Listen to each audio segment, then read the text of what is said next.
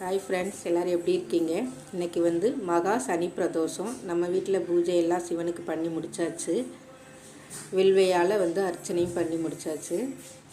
இப்போ வந்து நம்ம எதை பற்றி பார்க்க போகிறோம் அப்படின்னா, நந்தீஸ்வரர் வந்து எப்படி உருவானாருன்றதான் பார்க்க போகிறோம். ஒரு ரிஷி முனிவர் வந்து பார்த்திங்க அப்படின்னா ரொம்ப நாளாக குழந்தை இல்லாமல் இருந்திருக்காரு. அவருக்கு வந்து என்னென்னமோ தவம் இருந்திருக்காரு. அந்த குழந்தை பாக்கியம் அவர் கிடைக்கவே இல்லை. அப்புறம் புத்திர பாக்கியம் அப்படின்ற ஒரு தவத்தை இருந்திருக்காரு. அவருக்கு பூமிக்கு அடியில் ஒரு பெட்டியில் ஒரு அழகான ஆண் குழந்தை கிடச்சிருக்கு. அந்த ஆண் குழந்தை என்ன வர வாங்கி வந்திருக்கு அப்படின்னா, அந்த ஆண் குழந்தைக்கு வந்து ஆயுள் காலம் 16 வயது தான். அதுக்கு மேலே அந்த குழந்தை உயிரோடு இருக்காது. இது வந்து அந்த குழந்தைய தெரியாமே வளர்க்குறாரு. கொஞ்ச நாள்லேயே வந்து அந்த குழந்தைய அந்த விஷயத்தை தெரிஞ்சுக்குது. ஆனால் அந்த குழந்தை வந்து முழு சிவன் பக்தனாக இருந்திருக்காங்க.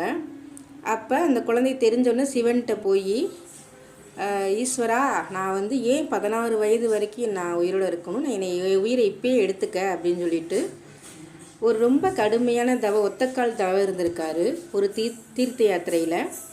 அப்போ வந்து தவத்திலே இரவு பகல் தண்ணீர் சாப்பாடு எதுவுமே இல்லாமல் தவம் இருக்கிறப்ப அங்கே இருக்க அந்த தீர்த்த யாத்திரையில் இருக்க மீன்கள்லாம் அவரை கடித்து சாப்பிடாது. அந்த உணர்வு கூட இல்லாமல் அவர் இருந்திருக்காரு.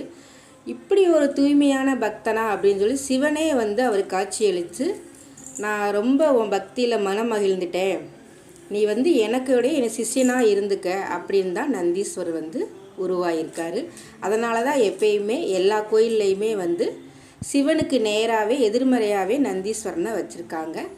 இந்த கதை பிடிச்சிருந்தால் லைக் பண்ணுங்கள், ஷேர் பண்ணுங்கள், என் சேனலை வந்து சப்ஸ்கிரைப் பண்ணுங்கள் மக்களே. தேங்க்யூ.